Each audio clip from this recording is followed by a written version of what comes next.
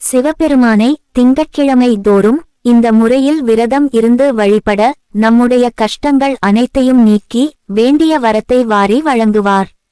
இந்த விரதத்தை மேற்கொள்பவர்கள் ஏதாவது ஒரு திங்கட்கிழமையை தேர்வு செய்து அந்த நாளில் சந்திராஷ்டமம் இல்லாமல் இருக்க வேண்டும்.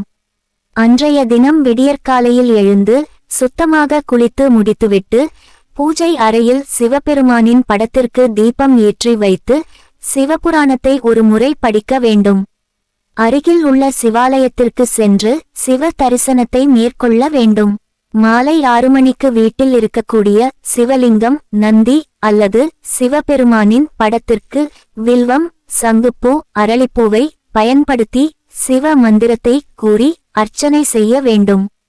தங்களால் இயன்ற ஏதாவது ஒரு பொருளை நைவேத்தியமாக வைத்து படைக்க வேண்டும். மறுபடியும் சிவபுராணத்தை ஒரு முறை படிக்க வேண்டும். பிறகு கற்பூர தீப தூப ஆராதனை காட்டி வழிபாட்டை நிறைவு செய்து விட வேண்டும்.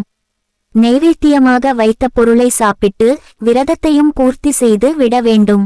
இந்த விரதத்தை மேற்கொள்ளும் பொழுது அன்றைய தினம் மிகவும் சுத்தமாக இருக்க வேண்டும்.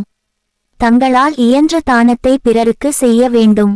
தொடர்ந்து 21 வாரங்கள் இந்த விரதத்தை மேற்கொள்ளும் பொழுது நாம் என்ன வேண்டுதலை முன்வைத்து விரதம் இருந்தோமோ அந்த வேண்டுதல் நிறைவேறும்.